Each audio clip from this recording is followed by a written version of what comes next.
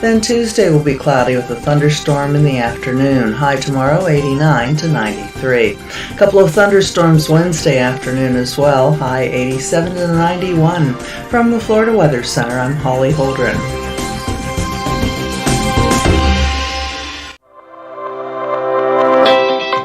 The Ocala Golf Club, one of Ocala's premier golf courses, from its pristine 18-hole course layout to its amazing pro shop. Jason Linhart and the staff at Ocala Golf offer everything that you need for your golf outing. That's the Ocala Golf Club. Experience country club style golf at municipal prices. You won't go wrong with the Ocala Golf Club. Call them for a tee time today, 352-401-6917.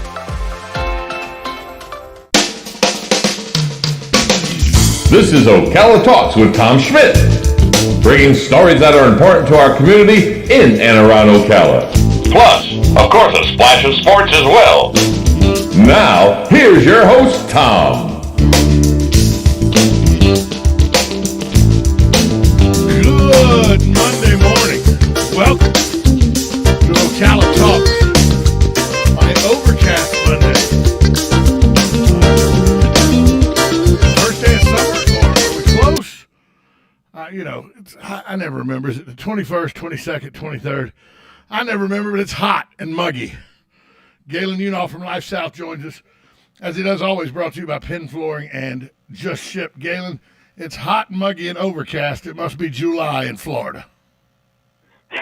Oh, wait, but it's only June. No, it's actually been nice out this weekend. I mean, considering I thought it was going to pour, it was overcast, but it wasn't bad. We got a little rain at the house intermittently. Probably got a half inch over the whole weekend, but it was all, hit or miss. So wasn't a bad weekend. By the way, that is nothing. That is nothing in Central Florida. A half inch of rain over 4 days or 3 days, that's nothing. But it did Saturday, the threat of rain, and we had some things we had to get accomplished, but the yard work stuff we had to do because the rain was on and off out north of town. Got me out of doing that. I was happy about that. I'll be honest with you. All right. It'll come back to haunt me. Man. My yard is legitimately perfect right now. No, I had to do some electric fence work, and just, with the threat of rain and the dampness, you really can't work with electrical fence. You know what I mean? That's probably best. Just to, Hey, I saw this article this morning, before we get into anything that sports happened this morning, over the weekend. I saw this article, and I thought, well, duh, but then I read the article, and I was kind of taken back. And the headline is, a convenience store wave has hit Marion County. Slurpees, hoagies, and a few worries. And it talks about how, convenience stores are taking over Marion County. And you hear people all the time go, the only thing we're building right now are restaurants and convenience stores. And Kevin Shealy, the head of the CEP, says we were in a convenience store drought, that we had convenience stores, but we didn't have family convenience stores, because we had like the Quick Kings and, the types like that, and the mom and pop little Diamond Oils. But we didn't have a one-stop shop like you do with Wawa, or like you do with the new Circle K's that they're putting in and stuff. I mean, is it that important that we have family convenience stores on every corner? I read that. I read that quote. I'm like, you know what? I don't think anybody in the history of the world has ever said what we really need are family convenience stores. I still don't even know what that is. I mean, and said we were underserved. We were underserved with family stores. Well, and again, I have no problem with convenience stores. I think they're incredibly convenient. Hence the name. I mean, Wawa is a little different, right? Because it's more of their food is actually pretty good. When you go in there, you can get a hoagie or something else. I guess that defines it as a family. Nobody's going there for dinner, though. I don't think. Actually, they're serving spaghetti and meatballs now and stuff like that. People are going in there to get dinners. Yeah, but I don't think you sit there and eat it. I guess somebody goes and picks it up, or you DoorDash it or something. But yeah, I read that. I kind of laughed. I mean, okay, great. And by the way, if you are getting gas, you want a place that's lit fairly well and that has an overhang that doesn't leak on you, right? So I have no problem with it at all. I mean, okay. It's a I just find it hilarious. It's a $650 billion industry, and here's my problem. And maybe I see things wrong, but I see Marion County as one of those places that once somebody does it, then everybody wants to do it. And I'll give you an example. Remember about 6, 7 years ago, every time they built a Walgreens, they built a CVS right across the street in Marion County. Sure, of course. I mean, they would. 5 years ago, we didn't have enough Walgreens and CVS. That wasn't just here either. No, it's everywhere. But that wasn't. No, it was everywhere, of course. But it just seemed like we didn't have enough Walgreens and CVS's 5 years ago, so we went on a big building trend to build Walgreens and CVS's.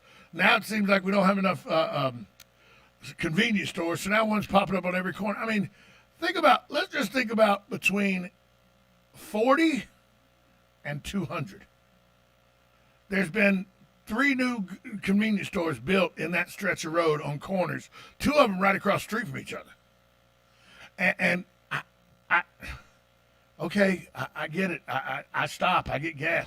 See, I'm kind of jaded about convenience stores because my father went to his grave swearing that convenience stores were the reason his service stations went bankrupt because of the oil embargo in the early 70s. Sure. And then convenience stores started putting gas pumps in. And so now the service stations that when you went and you got your oil checked and your windows washed and you got your gas, and that's also where you got your brakes done and your engine work done and all, they went by the wayside. So I'm a little jaded with convenience stores, to be honest with you. But I was going to try to get your perspective. And I guess the question I want to know, Galen, is as a citizen of Marion County, is it enough already or keep building? Does it matter? I mean, there are so many other things to worry about. I mean, isn't this the kind of growth that it helps our infrastructure? Convenience stores, this many convenience stores help our infrastructure? Sure. Well, yes, because when you do that, you have to improve the drainage all in that area, right? You have to make sure that it meets the code. Usually when you do that, you improve the road and the sewage and everything that's around that at the same time. You're creating jobs in the community by building these privately funded projects. Why is it bad? Why is it bad? Why is it bad? I just think we have enough. I think we have enough. I think if we want industry, go get another industry besides convenience stores. We got enough. But to get why? And I believe, by the way, because somebody in the free market system says this is an underserved area. Like there's a brand new Safeway out there on the end of, I think it's 25th, I can't remember, or at the end of Mary Camp, right? There was no gas station that close. I guess if you went around to the Sunoco, but okay, let them go have fun. If they want to build and by the way, that's increased taxes, right? It's better for the area. Why the heck not? What do you want to put there? Another Dollar General or Dollar Tree? By the way, which is the fastest growing retail in the country. By the way, I would rather go to a DG than a Walmart any day of the week. Okay. I'll tell you why. Because you're in, you're out, you buy the same type of stuff, but you're not shuffling around. You're not standing in line for an hour and a half at 3 open registers in a store that has 4,000 people in it. Yeah, build some more of those. I'm okay with that. But here, my point is, when you go and you look and you listen to people talk and everything, right now a big frustration with the people that I talk with, people that send me text messages, people that send me emails to Tom at WOCA, people on Facebook that you still get a feel for how people, because people put their feelings on Facebook that won't come out of their mouths because they're tough guys on Facebook. But the one thing I see constantly is enough with the convenience stores. So are the people lying? Or are they aggravated with the convenience stores? But when they need them, they go to them. This is what I would suggest. What do you want to put there instead? How about some affordable housing? Okay, we could talk about affordable housing when a piece of plywood right now is so lumber's coming down. Overly, lumber's dropped by 13%. Lumber's dropped by 13% in the last 2 weeks. So we could talk about that all day long. We could talk about whatever you determine as affordable housing. Affordable housing is incredibly expensive to build. Incredibly expensive. So are these convenience stores, it seems like. Yeah, but the convenience store has a retail place. So, in a lot of these areas that they're building at aren't zoned for housing. So, if you have an issue with that, you have to go to the zoning commission. Well, I understand. I understand that we're in a glut for housing right now, and there's a lot of development that's being accepted and some development that's not being accepted. I understand that. It just seems like every time somebody wants to build a convenience store, the city or county goes, "Sure, go ahead. We're okay with that. Sure, we're underserved. We're underserved with family convenience stores. Sure, go ahead, build one." Well, it could. I don't know what else it could be, but I just don't. I don't know. I don't get that. You sound like an old man yelling at clouds. I may be. You don't know. I mean, convenience stores. Remember, all the things that get you upset. Convenience stores. I've had back surgery. I could be an old man just yelling at clouds now. You don't know. You might be. You might be, but come on. Well, I just know that I see a lot of stuff. A lot of people say enough with the convenience stores, and I think I'm starting to get on that bandwagon. Enough with the convenience stores. But you're right. Okay. You're right. I will give you the fact that in the grand scheme of things, there's a hell of a lot more things we could worry about than convenience stores. I'll give you that. Like the homeless that hang out at the convenience store. See, there's a whole different problem. Well, hey, homelessness.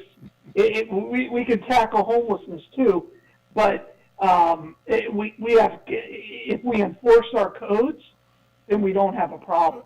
You haven't been to Gainesville lately.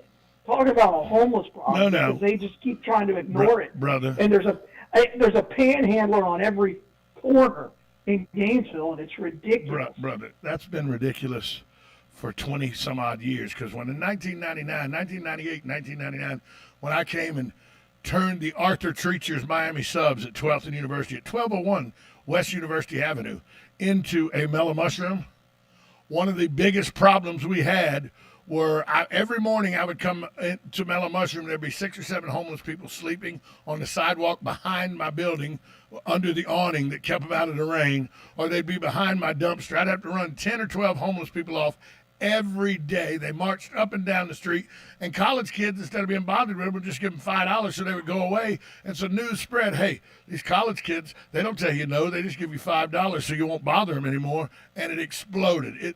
Gainesville, we don't have a homeless problem compared to Gainesville. I'll give you that. I will give you that all day. And it's not a new problem in Gainesville. Another reason I am proud to live in Marion County and Ocala and not Alachua County in Gainesville. We got to take a break. We come back, a guy who kind of got a tournament ripped out of his hands 2 weeks ago, but didn't have any bad feelings about it, said, hey, that's what's got to happen. I think it's the European attitude towards COVID that gave him that attitude. It's a little different than the American attitude, I think. But he was able to redeem himself on the 17th and 18th on the final day of the U.S. Open at Torrey Pines. We'll talk about that. We'll talk about that next. 1370 AM, 96.3 FM, WOCA, The Source. Hi, this is JP from Penn Flooring here in Ocala. I would like to invite you to come in and visit our spacious showroom where we have solutions for every style and budget. From wall-to-wall carpet to hardwood floors and tiles, we have an unsurpassed selection of flooring. At Penn Flooring, we've provided quality customer service with a family touch for over 25 years. Visit our website at pennflooring.com or come by our showroom, 1201 Southwest 17th Street, just over the bridge. Penn Flooring, quality customer service with a family touch. Keep up with what's going on in the downtown area with Ocala Downtown Newspaper. Delivering thousands of newspapers to businesses in the downtown area, Ocala Downtown is there to keep you informed. They even have Tom's Picks, a free referral for people who are looking for a company to do work for them. Tom's Picks will refer the company that fits your needs, and all we ask in return is that you tell them where you heard about it. It's simple. For more info, just call Tom's Picks, 352-804-1223, and pick up your copy of the Downtown Ocala newspaper today. And now read Ocala Downtown newspaper online. You're getting ready to move and you work hard. That's why you call Two Men in a Truck, 352-289-0666. You need pros. Trained professional moving experts to do the heavy lifting for you. That's why you call Two Men in a Truck, 352-289-0666. They care about your things as much as you do, and they do it fast and right. That's why you call Two Men in a Truck, 352-289-0666. Visit twomeninatruck.com and get moving. 2 Men in a Truck. Are you wasting time boxing up packages and going to the post office or the UPS store? Are you tired of not knowing what you'll pay when you get there? Just Ship offers pickup service and flat rate packaging and postage rates, which takes the guesswork out of shipping while saving you time and money. So quit wasting valuable time and money. Call or text Just Ship at 352-234-3840. That's 352-234-3840. Just Shipped.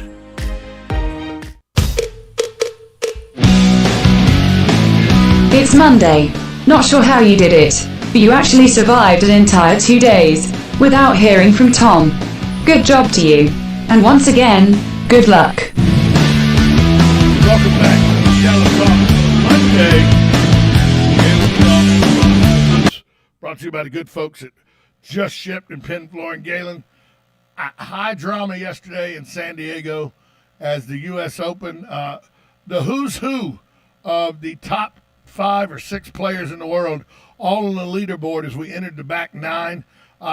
Crybaby, or as other people want to refer to him, Bryson DeChambeau, actually had the lead after the 10th hole on the back 9. He imploded to shoot +3 for the tournament, 9 over on his last 7 holes. A lot of players, Rory McIlroy made a charge but then fell off. Players left and right trying to get there but couldn't.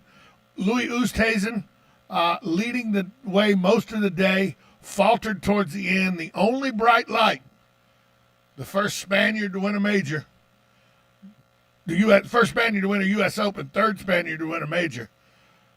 Jon Rahm birdies 17 and 18, and that birdie on 18 was a serious putt roll in. He wins after being taken out of the Memorial with a 6-shot lead after round 3 because he had tested positive for COVID. After the tournament, he was asked about the COVID. He goes, look, they told me I was positive. We got to, it's a thing that's killing people. I lost a very good friend in Spain to this. Somebody I just met recently succumbed to this.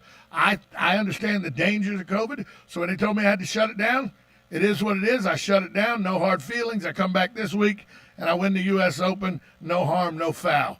Just a great effort by Jon Rahm yesterday. Yeah, it really was. There was every aspect of his game was just on. In typical U.S. Open, he had to battle through his own little demons.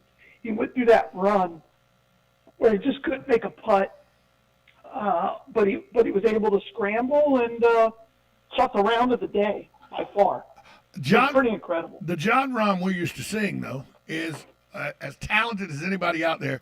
Maybe one of the 2 or 3 most talented golfers right now on the planet.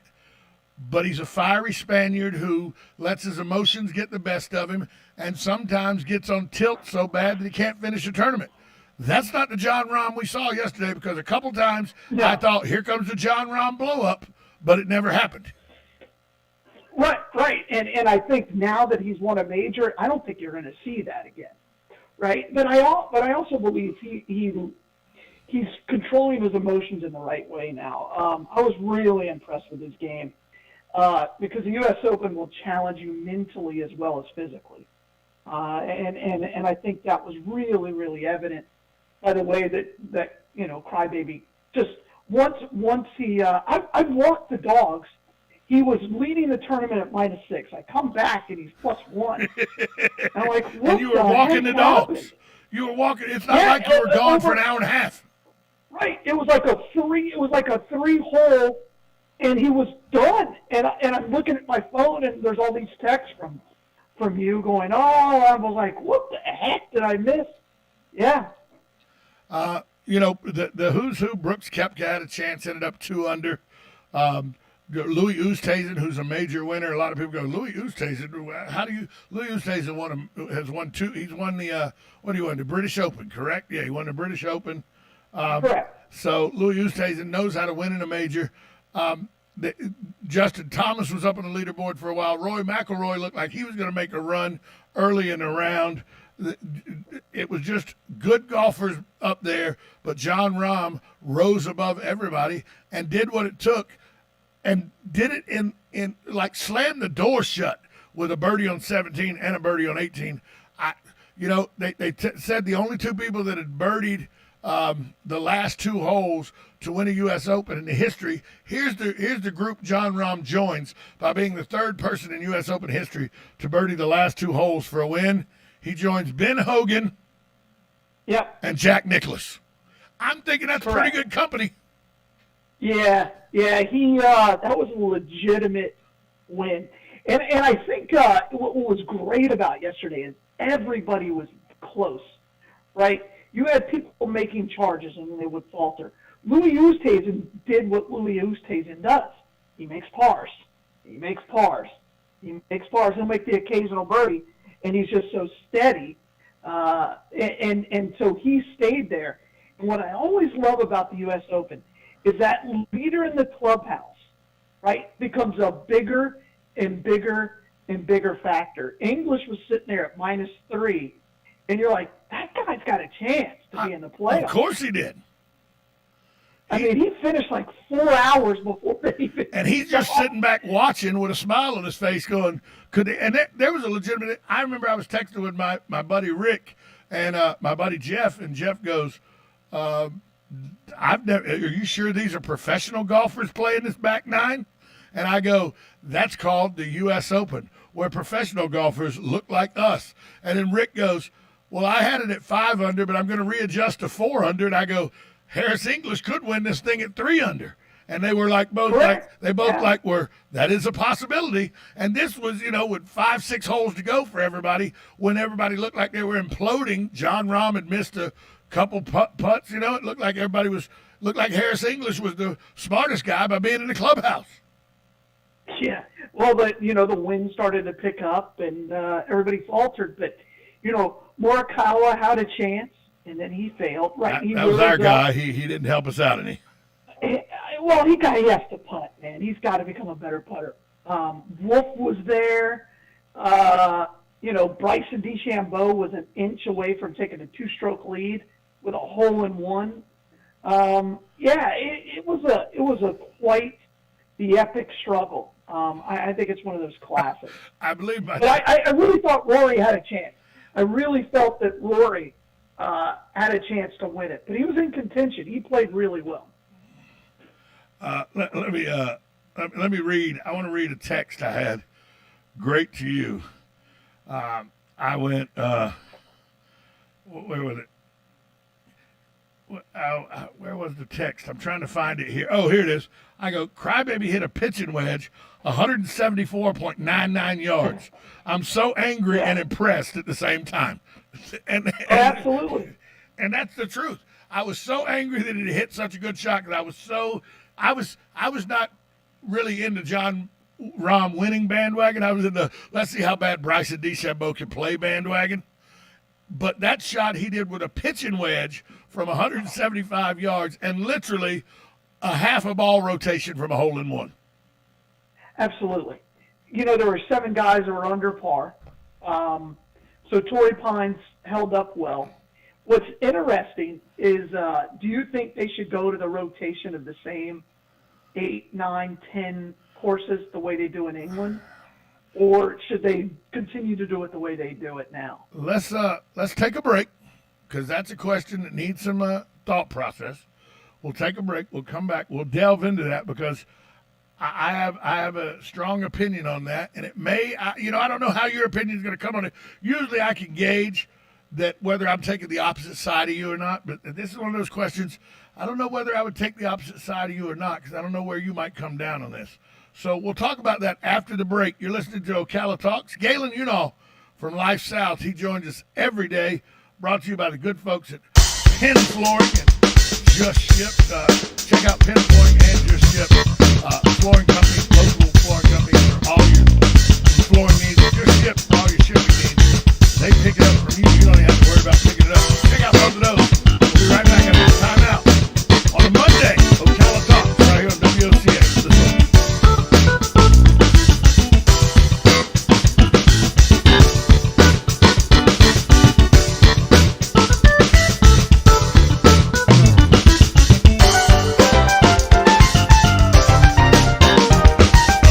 Broadcasting from the Ocala International Airport, this is WOCA AM, W242CA FM, Ocala, 1370 AM, 96.3 FM, The Source. It's time for Farm to Ranch headlines on the Southeast AgNet. I'm Tyron Spearman.